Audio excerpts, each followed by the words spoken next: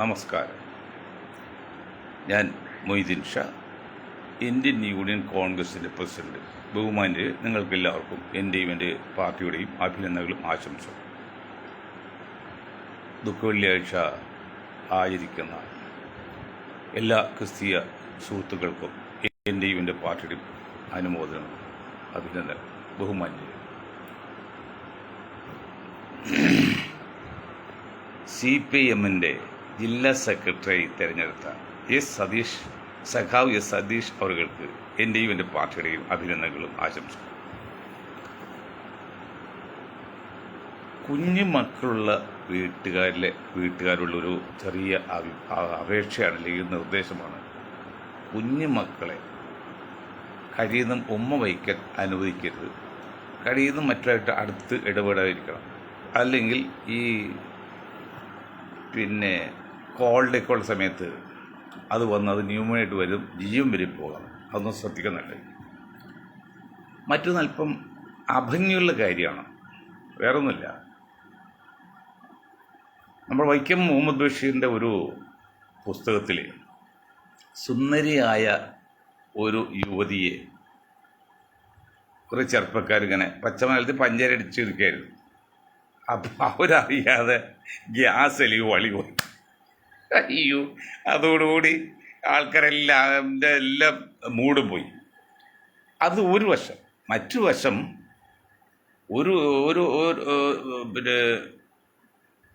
European കൺട്രീസിൽ ഒരു cinema നടിയുടെ gas പോലെ ബലൂണിലാക്കിയിട്ട് അത് ലേഖലിച്ച് വെച്ച് കോടിക്കണക്കിന് ഡോളർ പോയത് കിടക്കുന്നുണ്ട്. ഓരോരുത്തർ ചിന്താഗതി ഞാൻ പറയാൻ കാരണം, ഇപ്പോൾ ഏറ്റവും വലിയ സൗന്ദര്യമായിരുന്നു വൈജയന്തിമാലയാണ്, മരിച്ചുപോയത്.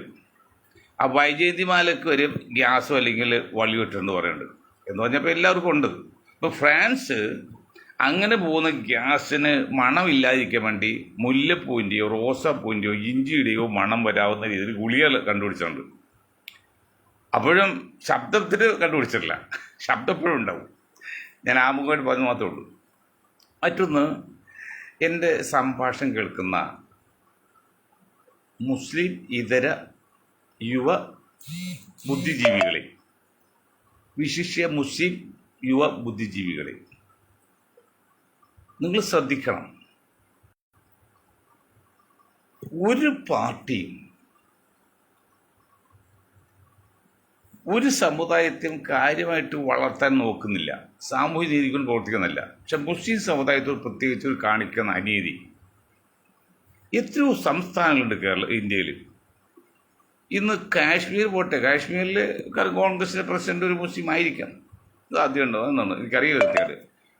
ഈ 20% വരുന്ന 30 കോടിയോളം വരുന്ന മുസ്ലിം സമുദായത്തിൽ നിന്ന് ഏതെങ്കിലും ഒരു സംസ്ഥാനത്ത് ഉണ്ടോ? കേവലം 2% സിഖുകാർ അധിവസിക്കുന്ന പഞ്ചാബിൽ അതിൻ്റെ പ്രസിഡന്റ് സിംഗാണ്, അത് പഞ്ചാബിയാണെന്ന് സിംഗ് ആണെന്ന് എൻ്റെ ഓർമ്മ. നിങ്ങൾ കാര്യം മനസ്സിലാക്കണം. സ്വാതന്ത്ര്യം കിട്ടുന്ന സമയത്ത് ഇന്ത്യൻ ജനസംഖ്യ 36 കോടിയാണ്. അന്നും പറഞ്ഞു 14% മുസ്ലിങ്ങൾ. 36 കോടി വളർന്ന് ഇപ്പോൾ 150 കോടി ആകാൻ പോകുന്നു. ലോകത്തിലെ ഏറ്റവും കൂടുതൽ ജനസംഖ്യയിൽ രാജ്യം ഇന്ത്യയായി, ചൈനയെ കവച്ചു വെച്ചു. അപ്പോഴും പറയുന്നു 14%. അപ്പോൾ ഈ ജനസംഖ്യ വർദ്ധിക്കുന്ന അനുസരിച്ച്, ജനങ്ങൾ വർദ്ധിക്കുന്നതനുസരിച്ച് പെർസെൻറ്റ് ഇതും കൂടി വളരാൻ സാധ്യതയില്ലേ? കാരണം ഇപ്പോൾ പറഞ്ഞ ഏറ്റവും കൂടുതൽ മുസ്ലിങ്ങളുള്ള ഇന്തോനേഷ്യ, രണ്ടാമത് പാകിസ്ഥാൻ, മൂന്നാമത് ഇന്ത്യ, നാലാമത് ബംഗ്ലാദേശ്, അങ്ങനെയൊക്കെയാണ്. അപ്പോൾ വാസ്തവത്തിൽ ഇത് ലോകത്തെ ഏറ്റവും കൂടുതൽ മുസ്ലിമുള്ള രാജ്യം ഇന്ത്യ തന്നെയാണ്. ശരിക്കും കണക്കെടുക്കുന്നില്ല. 2017 കണക്കെടുത്തതിന് കൃത്യം വരുമ്പോൾ 4-3-8 കൂട്ടി വരുമ്പോഴല്ലോ. ഇതൊക്കെ ആരാണ് ഇവിടുത്തെ ഒരുപടി സമ്പന്നരിൽ കൈകാര്യം അങ്ങനെ ടോപ്പ് ലെവലിൽ? അപ്പോൾ 4-3-8 കൂട്ടിയാൽ ഒരിക്കലും സംഖ്യ കാണൂല. വാസ്തവത്തിൽ 30 കോടിയിൽ കൂടുതൽ ജനങ്ങളുണ്ട് മുസ്ലിങ്ങൾ ഇന്ത്യയിൽ. കേരളത്തിൽ 40%, 1,40,00,000. ഇതൊന്നും കാണാതെയും കേൾക്കാതെ ഇവരൊന്നും ശക്തി അറിയിക്കാതെയാണ് ഇവിടെ പാർട്ടികൾ വളർന്നത്. ഇപ്പോൾ CPIM പോലും, ഞാൻ CPIയുടെ ജില്ലാ സെക്രട്ടറി ആൾക്ക് സുധീഷ് ഞാൻ ഇപ്പോൾ ആശംസ തന്നില്ലേ, അതെൻ്റെ ഒരു രീതി. പക്ഷെ ആ കമ്മ്യൂണിസ്റ്റ് പാർട്ടി പോലും മുസ്ലിം സമുദായത്തെ ഒതുക്കാണ്. ഉദാഹരണം പറഞ്ഞാൽ 4 പ്രാവശ്യം ജയിച്ചല്ലേ നമ്മുടെ ട്രിവാൻഡ്രത്ത് ഒരു മുസ്ലിം സ്ത്രീ സഖാവ് പ്രായമുള്ളൂ. എന്നിട്ട് അവർ മേയർ ആക്കാതെ കേവലം 10-20 വയസ്സായിട്ട് പ്രായമുള്ള ഒരു ആദ്യമായിട്ട് ജയിച്ച ഒരു യുവ പെൺകുട്ടിയെ ആക്കിയില്ലേ? ഇവരൊക്കെ സംസ്കാരം, ഇവരൊക്കെ സാമൂഹ്യ നീതി എവിടെയാണ്? പൊളിറ്റ് ബ്യൂറോയിൽ എത്ര മുസ്ലിങ്ങളുണ്ട്? ജില്ലാ സെക്രട്ടറി ആയിട്ട് ഇപ്പോൾ ഏതാണ്ട് 3 പേരായിട്ട് വച്ചിട്ടുണ്ട്.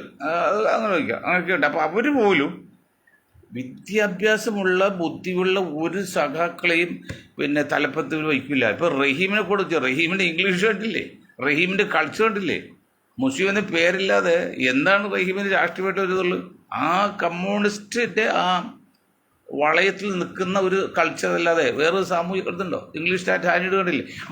ബുദ്ധിയുള്ളതും കഴിവുള്ളവരും നയിക്കില്ല. അവരുടെ കീഴിൽ നിൽക്കാൻ പറ്റിയ ശീൽബുദ്ധികൾ മാത്രമേ ഉള്ളൂ. ഇവിടെ മുഹമ്മദ് സാഹിബിനെ മേയറാക്കി, അക്ഷാഭ്യാസമില്ല. ഇമ്പിച്ചോയി മന്ത്രിയാക്കി, അക്ഷാഭ്യാസമില്ല. യൂസുഫ് ആലിയിലും MLA ആക്കി, അക്ഷാഭ്യാസമില്ല. ഈ അക്ഷാഭ്യാസമുള്ള ബുദ്ധിയുള്ള ഏതെങ്കിലും മുസ്ലിം ലീഡർ ഒരാളുടെ പേരോട് നിങ്ങൾക്ക് കേട്ടിയില്ലെങ്കിൽ കൊള്ളാം, പക്ഷേ കമ്മ്യൂണിസ്റ്റ് ഇല്ല. പറയൂ നിങ്ങൾ. അത് കമ്മ്യൂണിസ്റ്റ് മാത്രമല്ല, ഞാൻ രാഷ്ട്രീയ ജനതാദൾ RJD ലാലു പ്രസാദ് യാദവ്, ഇപ്പോൾ മുസ്ലിങ്ങളുടെ മിഷ്ക എന്ന് പറഞ്ഞാൽ ദൈവം എന്ന് പറഞ്ഞത് മുലായം സിംഗും ലാലു പ്രസാദ് യാദവുമാണ്. 2 യാദവന്മാർ ഇന്ത്യയിലെ മുസ്ലിങ്ങളുടെ ദൈവങ്ങളായിരുന്നു. ആ ലാലുവിൻ്റെ പാർട്ടി പോലും ലാലു ആരെയാക്കിയെന്നറിയോ? ലാലുവിൻ്റെ പാർട്ടിയിൽ 2 നേതാവാക്കി ഗുണ്ടത്തലവന്മാരെയാണ്. എന്താ വെച്ചാൽ ആദ്യം ലാലു രാഷ്ട്രീയ നേതാക്കൾ ഉണ്ടാക്കിയപ്പോഴേ അത് കോൺഗ്രസിൻ്റെയോ അല്ലെങ്കിൽ മറ്റവിടുത്തെ സവർണ മേധാവികളുടെയൊക്കെ എതിർപ്പ് നേടാൻ വേണ്ടി ഗുണ്ടശക്തി നോക്കിയ ഗുണ്ട നേതാവിനാക്കി. അവസാനം പാർട്ടിയെല്ലാം വളർന്നപ്പോൾ ഈ ലാലു എന്ത് അറിയോ? അവിടെ ആ വീട്ടിലേക്ക് ഒരു യുവതി വിട്ട്, ഒരു ബ്രാഹ്മണ യുവതി വിട്ട്, മനുഷ്യനല്ലേ, ഒറ്റക്കൾ ബംഗ്ലാവൊക്കെ അല്ലേ, ആയിട്ട് ഓടിച്ച ആ കുട്ടി എന്തോ ആത്മഹത്യ ചെയ്തു, ജയിലിൽ കൊണ്ടിട്ട് അവസാനം മരിച്ചും പോയി. കണ്ടില്ലേ ലാലുവിൻ്റെ ബുദ്ധി? അപ്പോൾ ഈ പാർട്ടികൾ ഒന്നും നിങ്ങളെ വളർത്താൻ സഹായിക്കൽ മാത്രമേ പരമാവധി ഒതുക്കും. അവിടെ നിങ്ങൾ സ്വയം നന്നാ. അതാ ഞാൻ പറഞ്ഞ സമുദായത്തിൽ, മുസ്ലിം സമുദായത്തെ യുവാക്കൾ, ബുദ്ധിയുള്ള യുവാക്കളോട് ഞാൻ പറയുന്നത്, നിങ്ങൾക്ക് വേണ്ടി നിങ്ങൾ പ്രവർത്തിക്കാത്തതും കാലം ഖുർആൻ പറയുന്ന പോലെയാണ്. ഖുർആൻ എന്താ പറഞ്ഞത്? ഖുർആനിൽ അള്ളാഹു എന്താ പറഞ്ഞത്? നിങ്ങൾക്ക് വേണ്ടി നിങ്ങൾ പ്രവർത്തിക്കാത്തതിന് കാലം ഞാൻ നിങ്ങളൊന്നും ചെയ്യില്ല, സഹായിക്കില്ല. അതുപോലെയാണ് നിങ്ങൾക്ക് വേണ്ടി നിങ്ങൾ തന്നെ പ്രവർത്തിക്കണം. അതാണ് നിൽക്കുന്നത്. ഇപ്പോൾ മുസ്ലിം ലീഗ് കൊള്ളായിരുന്നു, പക്ഷെ അവർ ആ മുസ്ലിം എന്ന പേരുമായിട്ട് ദേശീയ കാഴ്ചപ്പാടുണ്ടാക്കിയെങ്കിൽ ഇന്ന് ഇന്ത്യയിലെ 2ാമത്തെ 3ാമത്തെ പാർട്ടി ആകാമായിരുന്നു. ഇനിയും അവർക്ക് ചാൻസ് ഉണ്ട്, പക്ഷെ അവർ മണ്ടത്തിൽ കാണിച്ചുകൊണ്ടിരിക്കുന്നു. ഞാൻ വീണ്ടും എന്തിനാ ഈ മുസ്ലിം ലീഗിനെ ഇങ്ങനെ കുറ്റം പറയുമോ? നന്നാകാൻ വേണ്ടി എനിക്ക് അവിടെ യാതൊരു ഇഷ്ടക്കുറവുമില്ല. കാരണം ആ 5ാം മന്ത്രിസ്ഥാനം ചോദിച്ച ശേഷമാണ് കേരളത്തിൽ ഈ മുസ്ലിം ഹിന്ദു തമ്മിൽ ചില അകൽച്ച വന്നത്. അതിനവർ ക്രിസ്ത്യാനി കൂട്ടുപിടിക്കുന്നത്. ഇന്നൊരു ക്രിസ്ത്യൻ നേതാവിൻ്റെ പ്രസ്താവന ഇപ്പോൾ കണ്ടിരിക്കുന്നുണ്ട്. അങ്ങനെ വഖഫ് ബോർഡ് നിയമം വന്നെങ്കിൽ മാത്രമേ നമുക്ക് മുനമ്പത്ത് രക്ഷയുള്ളൂ, മറ്റു രക്ഷയുള്ളൂ. ഏടോ സഭ മണ്ടന്മാരെ, വഖഫ് ബില്ല് വന്നപ്പോൾ നിങ്ങൾ പരസ്യമായിട്ട് എതിർത്തു മാത്രമല്ല, നിങ്ങൾ വോട്ട് ചെയ്ത് ജയിപ്പിച്ച കോൺഗ്രസ് MPമാരോട് നിങ്ങൾ താക്കീത് കൊടുത്ത്, ആജ്ഞ കൊടുത്ത്. ഇന്ന് ഐബിയുടെ ഓഫീസിൽ ഏതോ കാണിച്ചായിരുന്നൊക്കെ ഒന്നും കാണിക്കാനില്ല. ഐബിയുടെ മിടുക്കനാണ്, സത്യസന്ധനാണ്, മാന്യനാണ്. നിങ്ങൾ ഇത്രയെല്ലാം കോലാലം കാണിച്ചിട്ടും അവർ അണുവിടെ വിട്ടുപോയില്ല. അത് ജോർജ് ഈഡൻ്റെ മകനാണ് ഐബിയുടെ. അതാ ഞാൻ ഐബിയുടെ KPC പ്രസിഡന്റ് ആക്കാൻ പറഞ്ഞത്. ബുദ്ധിയും കഴിവുണ്ടായിട്ടല്ല, വെറുതെ ആക്കിയതല്ല. ഞാൻ ഒരു സിമ്പതി ഒന്നും വാങ്ങുന്നില്ല, കഴിവുണ്ട്. ഇന്ന് നിങ്ങൾ ആലോചിച്ച് നോക്കി, സഭാ നേതൃത്വം ചോദിക്കുകയാണ്, പഞ്ചാബിലെ ഗുരുദ്വാരയിൽ സിംഗ് സുപ്രീം കോടതിയിൽ കേസ് കൊടുത്തിട്ടുണ്ട്. എന്തിനു വേണ്ടി? ഈ വഖഫ് ഭേദഗതി ബില്ലിനെതിരെ. എൻ്റെ പൊന്ന് സഭ നിങ്ങളാണ് ബുദ്ധിരാക്ഷസന്മാർ. നിങ്ങളെപ്പോലെ മണ്ടന്മാർ ലോകത്ത് വരെയില്ല, പറയാതിരിക്കാൻ വയ്യ. അവർ കൊടുത്തതിനറിയോ?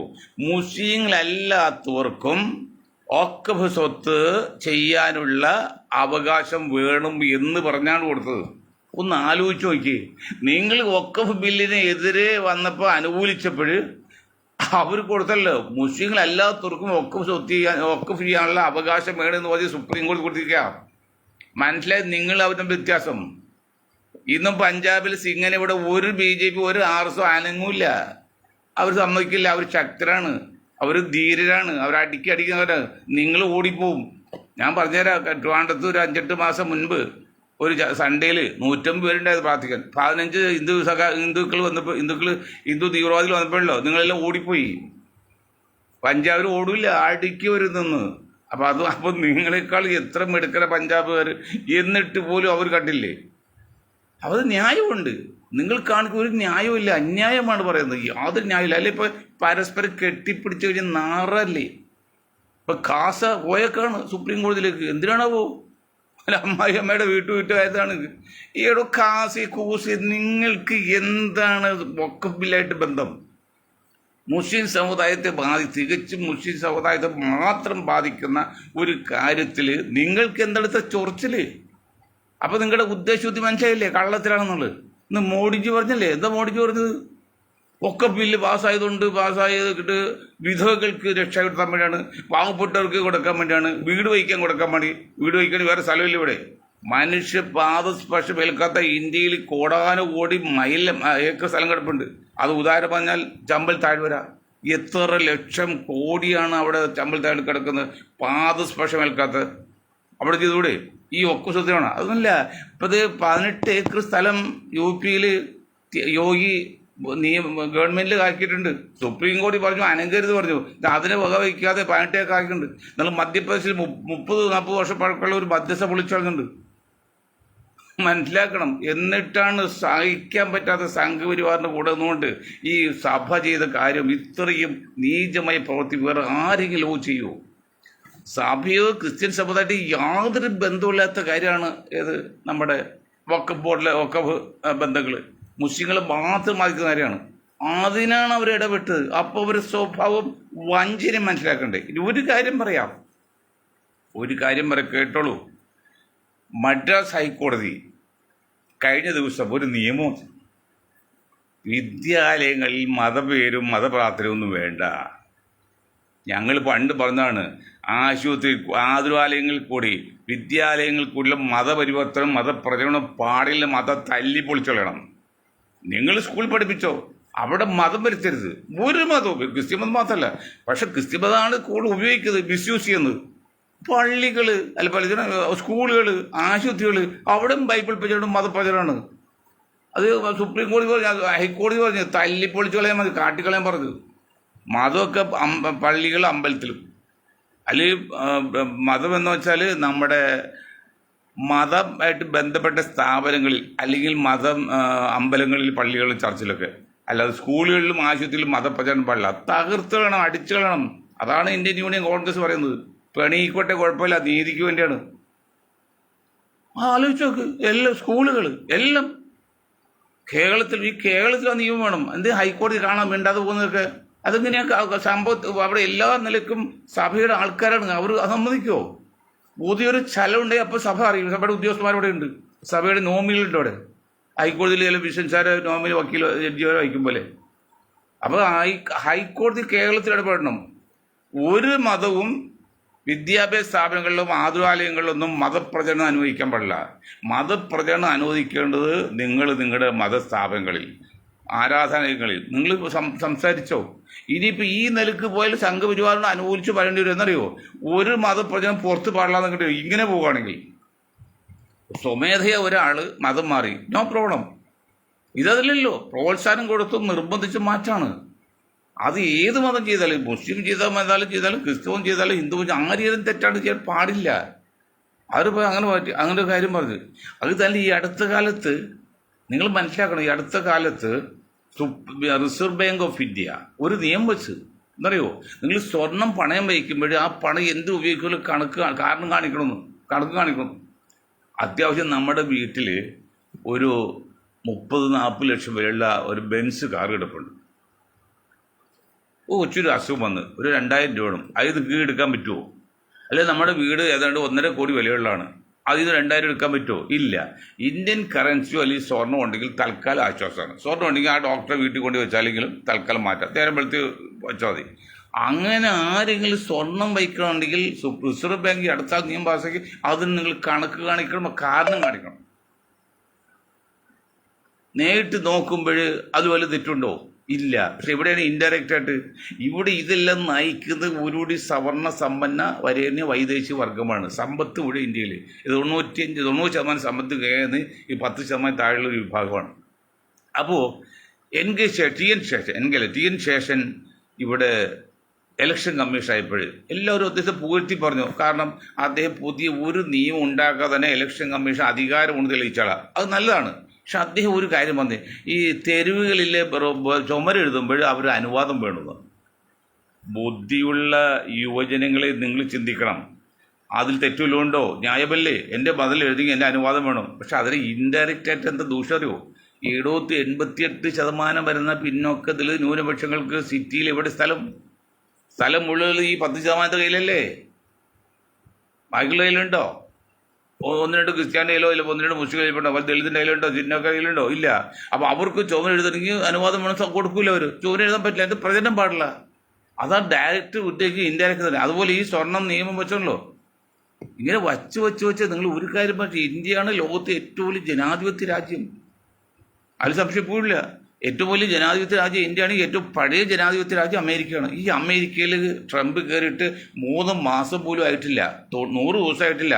ഇതിപ്പോൾ അവിടെ തെരുവിൽ ലഹള അദ്ദേഹത്തിൻ്റെ ഈ അന്യായമായ അപ്രായോഗികമായ നിയമത്തെ പേരിൽ 100 ദിവസമായില്ല. ഇവിടെ 10-11 വർഷമായില്ലേ ഈ മോഡി ഗവൺമെൻറ്റും BJP ഗവൺമെൻറ് ചെയ്ത് കണ്ടാൽ എന്ത് ജനാധിപത്യം ആദ്യങ്ങൾ ഇവിടെ ഉള്ളത്? നമ്മുടെ രാജ്യം പുറത്ത് പാസ്പോർട്ട് ഇപ്പോൾ ഉള്ളത് 90ാമത്തെ ഉയരത്തിലാണ്. പക്ഷെ ഡിഗ്രി താഴെയാണ്. വിദ്യ ഗുജറാത്ത് UP ഉള്ള സ്ഥലങ്ങളിലെ വിദ്യാഭ്യാസ സർട്ടിഫിക്കറ്റ് മറ്റു ചില രാജ്യങ്ങളിൽ സ്വീകരിക്കില്ല എന്നാണ്. ഒക്കെ തട്ടിപ്പാണ്. എന്നിട്ട് പറഞ്ഞാൽ ഇന്ത്യയിൽ 1ാം രാജ്യമാണ്, 2ാം രാജ്യമാണ്. ഇപ്പോൾ വിശ്വഗുരു എന്ന് പറഞ്ഞത് വിശ്വഗുരു അല്ലല്ലോ. ഇപ്പം എന്ത് ഗുരുവാണ് വരുന്നത്? ജഗദ്ഗുരു. എന്നിട്ട് പാസ്പോർട്ടിന് വിലയില്ല, നമ്മൾ ഡിഗ്രി സ്വീകരിക്കുന്നില്ല. അമേരിക്കയിലെ സർവ്വ ഇന്ത്യക്കാരും കയറ്റിവിട്ടു. ഒന്ന് ആലോചിച്ച് നോക്കുക, ഈ സംഘ് പരിവാർ പറയുന്നത് എത്ര മ്ലേച്ഛമായ ഒരു രീതിയാണ്. ഇന്ത്യയിൽ ബുദ്ധിയുള്ള ഹിന്ദു സമുദായം നിലനിൽക്കുന്നതുകൊണ്ടാണ് ഇവർ അഭ്യാസം നടക്കാത്തത്. ഞാനൊരു കാര്യം പറയാം, അതിൽ കണക്കുത്തിരിക്കാം. ഏതാണ്ട് ഇന്ത്യയിലെ ജനസംഖ്യ 150 കോടി, അത്രയില്ല, റൗണ്ട് അബൌട്ട്. അതിൽ 60% വോട്ടേജ്, 40% കുഞ്ഞുങ്ങളാണ്, 18 താഴെയുള്ളവരാണ്. 60% എന്ന് പറഞ്ഞാൽ 90 കോടിയാണ്. 150 കോടി റൗണ്ട് അബൌട്ടാണ്, 150 കോടി, 60% 90 കോടിയാണ്. ഈ 90 കോടിയിൽ 60 കോടിയാണ് വോട്ട് ചെയ്തിരിക്കുന്നത്. 60%. 60% 90 65 കോടിയാണ്. 65 കോടിയിൽ 30% വോട്ട് കണക്ക് പ്രകാരം BJP കിട്ടുക. അതെല്ലാം തട്ടിപ്പാണ്, വേറെ കാര്യമാണ്. അപ്പോൾ 30% 10 കോടി വരുന്നുള്ളൂ. 65 കോടി 30% 16 കോടി വരുന്നുള്ളൂ എന്ന് പറഞ്ഞ് ആകെയുള്ള ജനസംഖ്യയിലെ 10% മാത്രമാണ് ഇന്നും ഈ സംഘ് പരിവാറിന് അനുകൂലമായിട്ട് രേഖപ്പെടുത്തിയിരിക്കുന്നത്. ആ 10% മാത്രം അനുകൂലമായി രേഖപ്പെടുത്തിയാൽ ഇത്രയും കാണിക്കും ഹിന്ദു രാഷ്ട്രം ഉണ്ടാക്കി നടക്കുന്നത്. അപ്പോൾ ഈ നിലക്കൊരു 30-40% അനുകൂലം വന്നാൽ എന്തായി ഇന്ത്യയുടെ അവസ്ഥ? ബുദ്ധിയുള്ള ഹിന്ദുക്കൾ ചിന്തിക്കുന്നുണ്ട്. അവർ വളരെ ചിന്തിക്കുന്നുണ്ട്, ഒരു കുറ്റം പറയാൻ പറ്റില്ല. ഇന്ത്യയിലെ ബുദ്ധിയുള്ള ദീർഘവീക്ഷമുള്ള ഭൂരിപക്ഷം എന്ന ഹിന്ദു സമുദായങ്ങൾ ശരിക്കും ശ്രദ്ധിക്കുന്നുണ്ട്, ചിന്തിക്കുന്നുണ്ട്. അതിന് മുന്നിലാണല്ലോ സുപ്രീം കോടതി വിധി. അതുപോലെയാണല്ലോ ഇപ്പോൾ 10% നിർത്തിയേക്കുന്നത്. അല്ലെങ്കിൽ അവർക്ക് 50-60 ആക്കാൻ പാടില്ലേ? അവർക്ക് മനസ്സിലായി ഇതിൻ്റെ പോക്ക് രാജ്യത്ത് അപകടമാണ്, രാജ്യത്ത് നശിപ്പിക്കും. ഇന്നിപ്പോൾ ഇന്ത്യയെ സംബന്ധിച്ച് പുറത്ത് യാതൊരു വിലയില്ല. 2 കാര്യം പറയുക. ഒന്ന്, ഇന്ത്യൻ യൂണിയൻ മുസ്ലിം ലീഗിലെ മുസ്ലിം എന്ന പദം ഉപയോഗിക്കുന്നത് ഏറ്റവും വലിയ മണ്ടത്തരമാണ്. ലോകത്ത് ഒരു ജാതി പാർട്ടി ഇല്ല, ലോകത്തിന് ഇന്ത്യയിൽ മാത്രമല്ല. അതിനോട് ഉപമിക്കുന്ന വേറൊരു പ്രത്യയശാസ്ത്രമാണ് സംഘ് പരിവാറിൻ്റെ. എന്താ കാരണം? അവനവൻ്റെ നാട്ടിലെ സഹോദരങ്ങളെ ആണ് മുഖ്യ ശത്രു എന്ന് കണക്കാക്കി അവരെ കൊല്ലണം അല്ലെങ്കിൽ അവരെ നശിപ്പിക്കണം ചിന്തിക്കുന്ന രീതി ലോകത്ത് വേറെ ഒരു രാജ്യത്തും ഇല്ല. പ്രശ്നങ്ങളുണ്ടാവും. ഇപ്പോൾ എന്നിട്ട് ഇതുണ്ട്, പിന്നെ പലസ്തീനിലത്തെ സ്ഥലത്തൊക്കെ ലഹള ഉണ്ടാക്കണം. ആ രാജ്യത്ത് ഇപ്പോൾ അറിയുന്നില്ല, ലോകത്ത് അറിയുന്നില്ല. അവിടെ എന്ത് ക്രിസ്ത്യൻ മുസ്ലിം ലഹള ആയതുകൊണ്ട് ആ രാജ്യത്തെക്കുറിച്ച് ഇപ്പോൾ അറിയുന്നത്. പേര് തന്നെ ഞാൻ വിട്ടുപോലെ, എനിക്ക് പേര് ഓർമ്മ വരുന്നില്ല. ഇവിടെ ഗാസൊക്കെ അപ്പുറത്ത് കിടക്കുന്ന ലെബനോൺ പേര് പോലും ചർച്ച വരല്ലേ, നശിപ്പിച്ചു കളഞ്ഞ്. അവിടെ ഹിന്ദു മുസ്ലിം അല്ലെങ്കിൽ ഹിന്ദു ക്രിസ്ത്യാനും മുസ്ലിങ്ങൾ പരസ്പരം കൊല്ലുമല്ലോ. പലസ്തീൻ പറഞ്ഞ രാജ്യം മറന്നു, ലെബനോൺ എന്ന രാജ്യത്തെക്കുറിച്ച് നിങ്ങൾ കേൾക്കണ്ടോ? അതുപോലെ ഇന്ത്യയെ കേൾക്കാതെയാവും.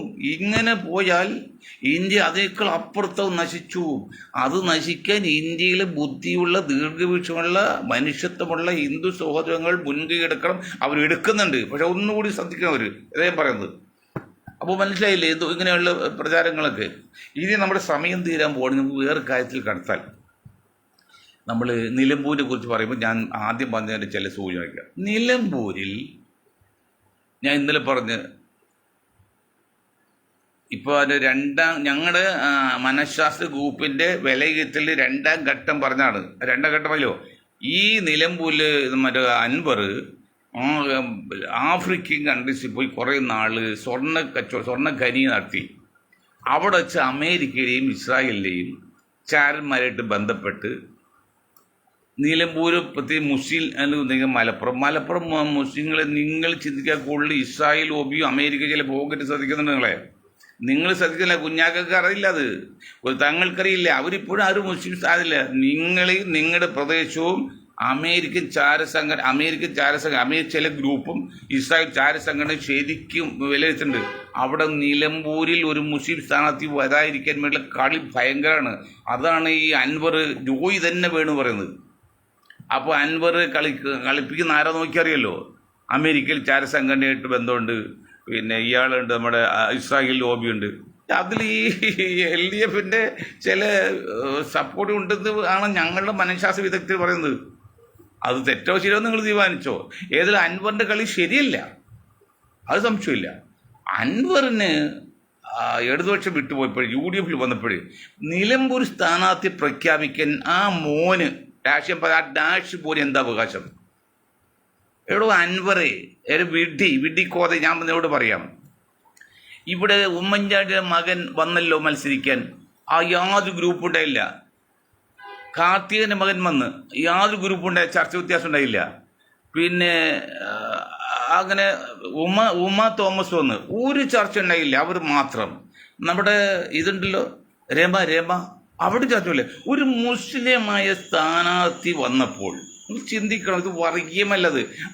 ഒതുക്കുന്നത് പറഞ്ഞ് മനസ്സിലാക്കി ഞങ്ങൾക്ക് മണ്ടനാകും, ഞങ്ങളുടെ സമൂഹം അടുത്ത തലമുറ ഞങ്ങൾ മണ്ടനാക്കും. ആ മണ്ടനാക്കാതിരിക്കുമ്പോൾ രേഖ പോലെ പോകണം, ഇത് ലോകം മുഴുവൻ പോകുന്നതാണ്.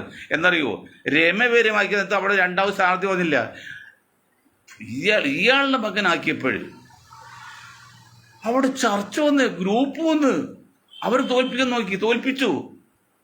എന്തടോ അൻവറെ, അപ്പം നിങ്ങൾക്ക് ബുദ്ധി നോക്കുക. അതാ ഞാൻ പറഞ്ഞു, അൻവറിന് സമുദായ സ്നേഹമോ അല്ലെങ്കിൽ ജാതി സ്നേഹമോ അല്ലെങ്കിൽ കോൺഗ്രസ് സ്നേഹമോ ഒന്നുമല്ല. നിങ്ങൾക്ക് നിങ്ങളുടെ കാര്യം സഹായിക്കണം. ഒരു പക്ഷേ ഒരു MLA ആയി അടുത്ത മന്ത്രിസഭയിൽ മന്ത്രിയാകാൻ കൊണ്ട് ആഗ്രഹമുണ്ട്, അതൊക്കെ നിങ്ങൾ അയക്കുമോ? നിങ്ങൾക്ക് ഭൂമിക്ക് നിങ്ങൾ വർഗം പറഞ്ഞല്ലെങ്കിൽ കുലം കുത്തിയെന്ന് പിണറായിയുടെ ഭാഷ പറഞ്ഞാൽ, അല്ലെങ്കിൽ നിങ്ങൾ ആര്യയുടെ മുഹമ്മദിൻ്റെ മകൻ ഇങ്ങനെ അവിടെ അൺഫിറ്റാന്ന് പറയുമ്പോൾ നിങ്ങൾ ആ വർഗ്ഗ ഗുണം കാണിക്കല്ലേ? നിങ്ങളോട് ഓർമ്മിക്കാവുന്ന രണ്ട് നിഷേധികളാണ് ഉണ്ടായത് എറണാകുളത്തുണ്ടായത്, കൊച്ചിയിലുണ്ടായത്. ഒന്ന് കുട്ടി സാഹിബ് മരിച്ചുപോയി, ഒന്ന് നമ്മുടെ പുള്ളിയുടെ അളിയൻ ലാലി. ഞാൻ പറഞ്ഞല്ലോ, അത് ഈ ലാലിയും കുട്ടി സാഹിബ് രണ്ടും എടുക്കന്മാരാണ്, കഴിവുള്ളവർ, സാമ്പത്തികശേഷികളാണ്. അവർ തർക്കം മൂത്ത് രണ്ടുപേർ കിട്ടിയില്ല. അവസാനമാണ് കോഴിക്കോട്ട് മാധവൻ നായർ, മാധവൻ നായർ KPC പ്രസിഡന്റ് ആയിരുന്ന ആള്, അദ്ദേഹം എഴുതി വെച്ചു, എന്താണ്, നിങ്ങൾ നേരം വെളുക്കുന്നവരെ പ്രശ്നം പരിഹരിച്ചില്ലെങ്കിൽ എൻ്റെ കവർ പൊട്ടിക്കുക ആള്. അങ്ങനെ മാധവമേ കൊച്ചിയിലെ ആദ്യത്തെ മുനിസിപ്പൽ ചെയർമാനായി. ഈ നെറികെട്ട് രണ്ടുപേരിൽ ആൾക്ക് കിട്ടേണ്ടതാണത്. പറയാൻ പാടില്ലേ കാര്യം? ഒരു മുനിസിപ്പൽ ചെയർമാനായിട്ട് കാര്യം എങ്കിലും അഭിമാനിക്കല്ലോ. പാമ്പ് പിടിച്ചെടുത്തോളം ഞാനും പറയില്ലടോ, ഞങ്ങളോട് കളിച്ച് അങ്ങനെ ഇരിക്കുന്ന പറയുമ്പോഴേ നമുക്കും അഭിമാനിക്കല്ലോ. എൻ്റെ സമുദായത്തിൽപ്പെട്ടാണെന്ന് പറയുമ്പോൾ ഏത് സമുദായത്തിൽ അഭിമാനിക്കാൻ കുറ്റമൊന്നുമില്ല. ഇപ്പോൾ അൻവറിൻ്റെ കളി കൊണ്ടെന്നറിയോ വരാൻ പോകുന്നറിയോ? ഒരു മുസ്ലിം സ്ഥാനാർത്ഥി അവിടെ ഇല്ലാത്തവരാണ്, അല്ലെങ്കിൽ പിന്നെ ഇയാളുടെ ആര്യയുടെ മകന് അവിടെ ചാൻസ് ഇല്ലാതിരിക്കുമാണ്. അതാണോ അൻവറെ ചെയ്യേണ്ടത്? ജാതി സ്നേഹം വേണ്ട, പക്ഷേ നമുക്ക് ഒരു മാന്യമായ ഒരു രീതി വേണ്ടേ? ഞാൻ പറഞ്ഞല്ലോ, അൻവറെ സ്വന്തം സമുദായത്തിൽ സ്ഥാനമില്ലാത്തവന് നിലനിൽപ്പില്ല സാർ. അൻവർ സാറേ നിലനിൽപ്പില്ല. അതുപോലെ സമൂഹത്തെ ശ്രദ്ധിച്ചില്ലെങ്കിൽ വളർച്ച ഉണ്ടാവില്ല. വളരണമെങ്കിൽ സമൂഹം എല്ലാവരും ശ്രദ്ധിക്കണം. നമുക്ക് നിലനിൽക്കണമെങ്കിൽ സ്വന്തം സമുദായത്തിൽ സ്ഥാനം വേണം. ഇത് രണ്ടുമില്ലെങ്കിൽ ബുദ്ധിമുട്ടാണ്. നിങ്ങൾ ഇത് രണ്ടുമില്ലാത്ത കളിയല്ലേ? അല്ലെങ്കിൽ നിങ്ങൾ വർഗ പഞ്ചയിൽ കാണിച്ച്, അല്ലെങ്കിൽ നിങ്ങൾ എന്തിനാണ് അയാളായിട്ട് എതിർക്കുന്നത്? നിങ്ങൾ മത്സരിക്കാൻ ഓക്കെ, നിങ്ങൾ മത്സരിക്കുക. അപ്പോൾ UDF സമ്മതിക്ക് പ്രശ്നം തോന്നില്ലേ? അത് നിങ്ങൾ മത്സരിക്കാൻ ജോയി തന്നെ വേണമെന്ന് പറയാൻ നിങ്ങൾക്ക് എന്താ അവകാശം? UDFിൻ്റെ സ്ഥാനാർത്ഥി ഞാൻ വീണ്ടും ഇത് ചോദിക്കാൻ ഒരൊറ്റ കോൺഗ്രസ് കിങ്കരന്മാരും ഇല്ലല്ലോ എന്നാലോചിക്കണേ. എടോ അൻവറെ, നിനക്കെന്താ അവകാശം പറയാൻ കോൺഗ്രസ് സ്ഥാനാർത്ഥി ചെയ്യാൻ എന്ന് മുഖത്ത് നോക്കി വിളിച്ച് ചോദിക്കാൻ കഴിവുള്ള ഒരൊറ്റ കോൺഗ്രസ് നേതാവും ഇന്ന് കേരളത്തിലില്ലാതെ പോയില്ലോ. അവിടെയാണ് പിണറായി വിജയൻ്റെ ശക്തിയും കഴിവും. അയാൾ അത്യാവശ്യം നടക്കും, അതൊരു കഴിവ് തന്നെയാണ്. ഇപ്പം മോഡിയെക്കുറിച്ച് പറയുന്നുണ്ട്, നിങ്ങൾ വെറ്റ കുറ്റം പറഞ്ഞിട്ട് അയാൾ ഒരു വ്യക്തിത്വം ഉണ്ട്, അയാൾ പറയുന്ന കാര്യം നടക്കും. ഗഡ്സ് എന്നാൽ തെറ്റാകട്ടെ ശരിയാകട്ടെ. ഞമ്മല്ലേ കക്കം പോലെ വിജയിക്കും, തെറ്റും ശരി വേറെയാണ്. ഇപ്പോൾ മോഡി എടുക്കുന്ന ആ സ്റ്റാൻഡിൽ അദ്ദേഹത്തെ കഴിവ് കാണിക്കരുത്. തെറ്റാകട്ടെ ശരിയാകട്ടെ വേറെ കാര്യം. അവർ പിണറായി സഖാവ് എന്ന് കേട്ട് പിണറായി സഖാവിന് ഇതുപോലെ പറയുമോ? പിണറായി സഖാവിനെ പോലെ ഒരാളാണ് KPCCയുടെ ഭാരവാഹി അല്ലെങ്കിൽ പ്രതിപക്ഷ നേതാവെങ്കിൽ അവൻ്റെ അടുത്ത് ഈ അൻവറെ പോലെയൊക്കെ മക്കൾ പറയുമോ? എന്ത് ധിക്കാരം കാണിച്ചത് ജോജി വൈക്കിൾ പറയാൻ കാരണം ഈ അൻവർ സാമാന്യ ബുദ്ധിയില്ലേ കോൺഗ്രസ്സുകാരെ? അൻവർ എന്നൊരു മൂന്നാം കിട നേതാവിന് കോൺഗ്രസ് പാർട്ടിയുടെ UDFന്റെ സ്ഥാനാർത്ഥി നിശ്ചയിക്കാൻ അവരെന്ത് അവകാശം? കോൺഗ്രസ് നട്ടില്ലാതെ കാലിൽ ഓടിക്കേണ്ടവരൊക്കെ കാലിൽ ഓടിക്കണം. കാരണം ഇതുപോലെ ധിക്കാരം കാണിച്ചു അവനാര്? നാളെ ജയശങ്കർ പറഞ്ഞപ്പോഴ് ഞാൻ പറഞ്ഞു എന്നെ കാലിൽ ഓടിക്കുന്നോ പറഞ്ഞു തരൂ. അതൊന്നും വേണ്ട, അതൊക്കെ എനിക്കറിയാം അൻവറിന്റെ കാലിൽ ഓടിക്കലൊക്കെ. പക്ഷെ അൻവർ കാര്യം മനസ്സിലാക്കണം, നിങ്ങൾക്ക് എന്ത് അവകാശം ചോദിച്ചാൽ കോൺഗ്രസ് ഒരു കുഞ്ഞില്ലാതെ പോയില്ലോ. ലീഗിന് ശക്തിയില്ല. കാരണം മുസ്ലിം എന്ന പേര് വന്നു പോയി. മുസ്ലിം എന്ന പേര് വന്ന് ഞാൻ തേങ്ങ 4 അരച്ചാലും കറി താളല്ലേ എന്ന് പറയും പോലെയാണ് ജാതി പേര് വന്നു. അത് ഒരു സംഘടനയെ ഒരു സമുദായത്തെ നശിപ്പിക്കാൻ അവർ തീവ്രവാദി പേരിട്ടാൽ മതി, തന്നെ നശിച്ചോളൂ. അപ്പോൾ ഒരു സംഘടന വളർച്ച തരാൻ ജാതി പേര് വന്നാൽ മതി. എന്തൊക്കെ പറഞ്ഞ് നീ മുസ്ലിം അല്ലേ ചോദിച്ചാൽ തീർന്നല്ലേ? അങ്ങനെ ചോദിക്കുന്ന കാലത്ത്, അങ്ങനെ ചോദിക്കുന്ന ഇന്ത്യയിൽ ഇത് മുസ്ലിം പാർട്ടി പേരിട്ട് അറിയാനുള്ള ബുദ്ധിമുട്ട് ഇത് മനസ്സിലാക്കാൻ ലീഗുകാർക്ക് മനസ്സിലാകുന്നില്ല. അത് ഉപദേശിച്ച കോൺഗ്രസ്സുകാർ മനസ്സിലാകുന്നുണ്ട്, പക്ഷെ പറയില്ല. അവർ പറഞ്ഞാൽ ലീഗ് മുഖ്യമന്ത്രി സ്ഥാനം ചോദിക്കും. 40% ഉണ്ട് ആകെ വോട്ടിൽ. 38, 39% വോട്ട് ഈ കാക്കന്മാരാണ്. ഞാൻ എന്ന് പറഞ്ഞാൽ നിങ്ങൾ വീണ്ടും കേൾക്കണം, 100 വോട്ട് ചെയ്യുമ്പോൾ 1 വോട്ടാണ് നായർക്കുള്ളത് UDFിൽ, 1 വോട്ടാണ് ഈഴവനുള്ളത് UDFിൽ, 4 അല്ലെങ്കിൽ 5 വോട്ടാണ് ക്രിസ്ത്യാനിക്കുള്ളത്. എന്നിട്ട് അവർക്ക് മുഖ്യമന്ത്രി ആഗ്രഹിച്ചു മുസ്ലിം സമുദായം കൊടുക്കാനും പറഞ്ഞു. കാരണം അവർക്ക് യാതൊരു ഇഷ്ടക്കുറവില്ല, അവരാരും മുഖ്യമന്ത്രി ആയിക്കോട്ടെ. മുഖ്യമന്ത്രി ആകണമെന്നോ അല്ലെങ്കിൽ ആ പവർ മുഴുവൻ വിടുന്നോ ആഗ്രഹം മുസ്ലിങ്ങൾക്ക് ഇല്ലെന്നേ, കുഞ്ഞാക്കാർക്കുമില്ല, ആർക്കുമില്ല. കാരണം അങ്ങനെ എല്ലാം ഒതുക്കണം എന്നുള്ള ഒരു ആഗ്രഹം അല്ലെങ്കിൽ പിന്നെ ഓരോ എതിർത്ത് നശിപ്പിച്ച് സ്വന്തം കയ്യിൽ ഒതുക്കാനും പാർട്ടി മുസ്ലിങ്ങൾ സമുദായത്തില്ല, ലീഗിനുമില്ല. അവർക്ക് ഒതുങ്ങിയപ്പോൾ കൊടുത്തില്ല. ഞാൻ വന്ന് മുസ്ലിം ലീഗിനെ സംബന്ധിച്ച് ഒരു കുറ്റമില്ല, ഞാൻ പറയില്ല. ഈ ഒരു കാര്യം മാത്രം ഞാൻ കണക്കുള്ളവർ തമ്മിൽ വേറെ യാതൊരു കുഞ്ഞാക്കയൊക്കെ ജെന്റിൽമാനാണ്, തങ്ങൾ മഹാശുദ്ധനാണ്. പക്ഷെ ബുദ്ധിപൂർവ്വം കളിക്കുന്നില്ല. ആ 5ാം മന്ത്രിസ്ഥാനം പങ്കിട്ടപ്പോൾ അവർ 21 MLA-മാരുടെ 7 മന്ത്രിസ്ഥാനം ചോദിക്കാം. അതിന് 20 MLA-മാരുടെ ഇല്ലേ കോൺഗ്രസ് ലീഗിന്? അത് 5 പേര് ചോദിക്കാതെ 4 ഒതുക്കി. അത് ദുഷ്ടത്തരല്ലേ? എന്നിട്ട് 5ാമത് ചോദിച്ചാൽ ഉമ്മൻചാണ്ടി ഇപ്പം മരിച്ചു പോയി. ഉമ്മൻചാണ്ടി ഈ സമുദായം ഉൾപ്പെടെ ലീഗ് ഉൾപ്പെടെ സമുദായത്തെ എത്ര കൊച്ചാക്കി തരും ഓരോണ്ടി ഹിന്ദുക്കളും കൂടെ യോജിക്ക് ആവശ്യം കൊടുത്ത്. അല്ലെങ്കിൽ ആരും അറിയാതെ ആ മനുഷ്യന് 5ാമത് മന്ത്രിസ്ഥാനം കൊടുത്താൽ മതി. 5ാമത് മന്ത്രിസ്ഥാനമുള്ളൂ, വകുപ്പൊന്നും കൂടുതൽ കൊടുത്തില്ല. 4 മന്ത്രിമാർക്ക് കൊടുത്ത വകുപ്പ് മാത്രം പങ്കിട്ട് ഡിവൈഡ് ചെയ്താണ് 5 മന്ത്രിസ്ഥാനമാക്കിയത്. ഒരു 10-15 സ്റ്റാഫിന് വെച്ചോളൂ, വേറെ യാതൊരു നേട്ടം ഉണ്ടായില്ല. എന്നിട്ട് ഉമ്മൻചാണ്ടി കൊടുക്കാതെ നശിപ്പിച്ച് ഹിന്ദുക്കളെ നായരും ജോലിയൊക്കെ യോജിപ്പിച്ച് ക്രിസ്ത്യാനിയിലും മരപ്പുണ്ടാക്കി മുസ്ലിം സമുദായത്തെ മുസ്ലിം ലീഗിന് തകർത്ത് കളഞ്ഞു. അവിടെ മുതലാണ് മുസ്ലിം ലീഗിന് മുസ്ലിം സമുദായത്തിന് ക്ഷീണം പറ്റിയത്. അന്ന് ആ മരിച്ച മനുഷ്യനില്ല, അങ്ങനെ മനഃശാസ്ത്രീയ ഞങ്ങളുടെ ഗ്രൂപ്പ് അദ്ദേഹം അന്ന് ഈ പന്നികളെ ഇനി മന്ത്രിസഭ കാണിക്കില്ല എന്ന് പറഞ്ഞു. 2 ടേമായി, 3ാമത്തെ ടേമും പ്രശ്നം തന്നെയാണ്. ആള് മരിച്ചുവെങ്കിലും അറിയാവോ നിങ്ങൾക്ക്? കളി അറിയാവോ? അപ്പോൾ അതുകൊണ്ട് ഞാൻ പറയുന്നത് ഇത് പിന്നെ നമ്മുടെ ആര്യാടൻ്റെ മകൻ അവിടെ വന്നപ്പോഴും അവിടെ ഗ്രൂപ്പിസായി, പിന്നെ പല പോരാക്കിയായി, പല ചാനലുകാരെ കൊണ്ടും അയാളുടെ കഴിവേട് പറഞ്ഞു. അയാൾ വർഗീയവാദി അതിൽ വേണോ? പിന്നെ അയാൾ ചെറിയൊരു ബുദ്ധിമോശം കാണിച്ചത് പറയാതിരിക്കാൻ പറ്റില്ല. അത് ഈ കാക്കപ്പര കുഴപ്പമാണ്. ഞാൻ ഇപ്പോൾ പറയാണ് തീർക്കുന്നില്ല. അയാൾ പാടൊന്ന് വിലാപം പിടിച്ച് അതൊക്കെ ഇപ്പോഴത്തെ കണ്ടീഷൻ മുസ്ലിം സമുദായത്തിൽ ഇഷ്ടപ്പെടുന്ന കാര്യമല്ലേ? അയാൾ ഒരു പുരുഷ്കാരം, അയാൾ ഒരു സിനിമ. പിന്നെ ലെനിൻ രാജ്യത്ത് നിങ്ങൾ അറിയോ? ലെനിൻ രാജ്യം നല്ല അറിയപ്പെട്ട ഒരു സിനിമയായിരുന്നു, സിനിമ സംവിധാനമൊക്കെ ആയിരുന്നു. പക്ഷെ കർണാടക കൊണ്ടുവന്ന് ഒരു ദളിത് സീനത്തിൽ കൊടുത്തപ്പോൾ അയാൾ ജലതാ മനസ്സിലാക്കി. പിന്നെ അയാൾ രക്ഷപ്പെട്ടില്ല, ഭരിച്ചു പോയാൾ. നിങ്ങൾ മനസ്സിലാക്കണം, ഇന്ത്യൻ രാഷ്ട്രീയം, കേരള രാഷ്ട്രീയം, കേരള സിനിമ ഉണ്ട്. ലെനിൻ രാജ്യത്തെ നല്ലൊരു സംവിധായകനായിരുന്നു. അദ്ദേഹം നല്ല മികച്ചതാണ്. പക്ഷേ ഭരണാകരം കൊണ്ടുവന്ന് ഒരു റിസർവേഷൻ നിർത്തിയപ്പോൾ ഇയാൾ ദളിതനാണ്, പുലയനാണെന്ന് മനസ്സിലായി. അതിനുശേഷം പിന്നെ കേരള സിനിമ അയാളെ തൊടിയിച്ചിട്ടില്ല. ഈ TKC പടതല, TK Chathan പടതല ഒതുക്കിയറിയോ? TK Chathan പടതല മാധവിൽ പല ലെറ്റർ അയക്കും, ഒരു വരവില്ല. അച്ഛൻ പുള്ളി TKC പടതലിട്ട്. അപ്പോൾ ഞാൻ തിരിച്ചറിയില്ല. അപ്പോൾ മാധവിൽ വരാൻ തുടങ്ങി. ഇതാണ് ഇവിടുത്തെ മേൽക്കോയ്മ ചെയ്യുന്നത്. അത് അവർ കുറ്റം പാടില്ല. അവർ ആധിപത്യം നിലനിർത്താൻ വേണ്ടി അങ്ങനെ ആരും വളർന്ന് വരാൻ പാടില്ല. എന്നെയൊക്കെ എതിർക്കാതെ, കാരണം ഞാൻ വളർന്നിട്ടുള്ളതുകൊണ്ട് വളർന്ന് ഞാൻ എന്നെ എതിർത്താനെ.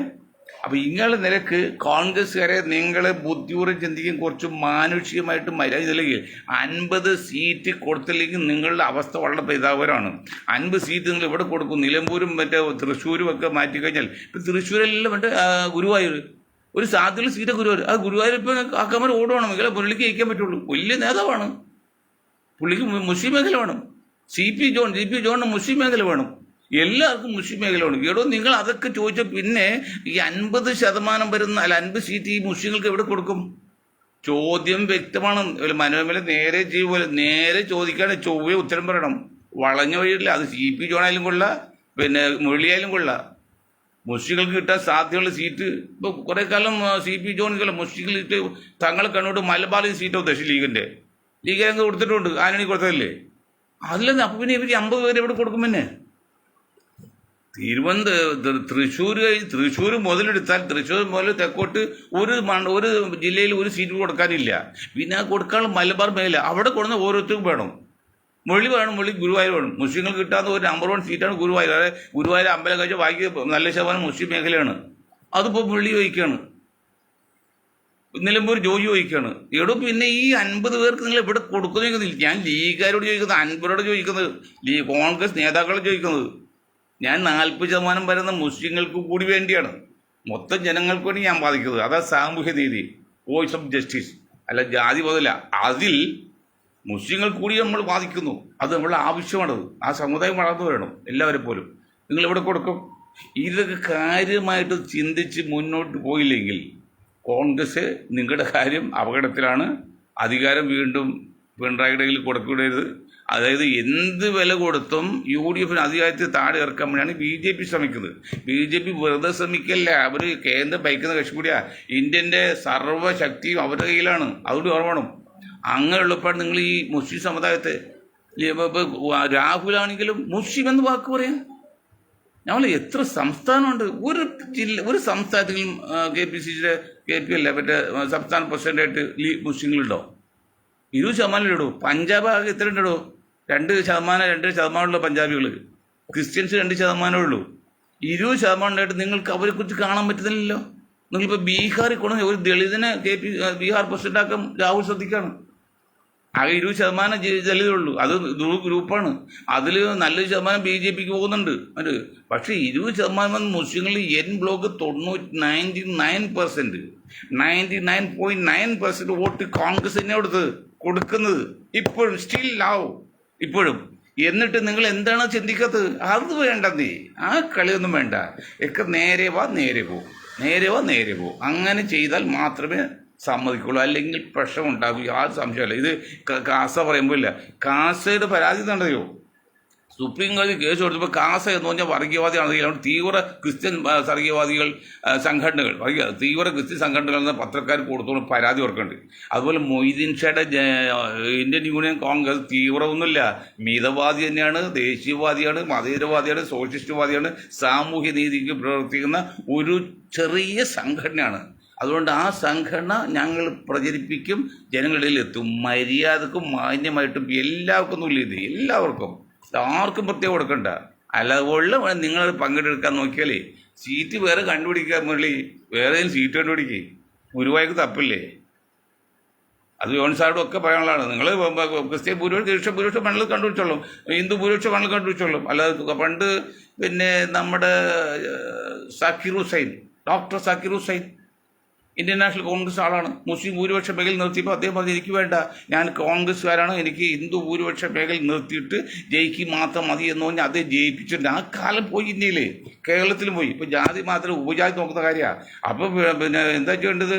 മുരളി ചിന്തിക്കേണ്ടത് മുസ്ലിം ഭൂരിപക്ഷ മേഖല അല്ല പോകേണ്ടത്, ഹിന്ദു ഭൂരിപക്ഷ മേഖലയിൽ പോകണം.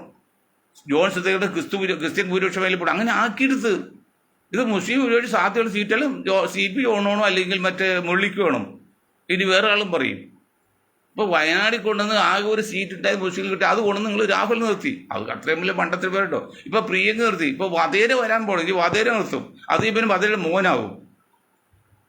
കിട്ടേണ്ട സീറ്റാണ്. ആ അഭ്യാസം വേണ്ട. ഞാൻ കോൺഗ്രസിനോട് പറയാണ്, എനിക്കിത് പറയാൻ നിങ്ങളുടെ കൂടെ നിന്ന് ഒരു നക്കാപ്പിച്ച് വരുന്നില്ല, ഒരു ആനുകൂല്യത്തിൽ വരുന്നില്ല. അതുകൊണ്ട് മാന്യമായിട്ട് ചെയ്യണമെന്ന് പറഞ്ഞുകൊണ്ട് ഞാൻ എൻ്റെ വാക്ക് നിർത്താൻ നിങ്ങൾക്ക് ഒരായി നന്ദി. ജയ് ഹിന്ദ്.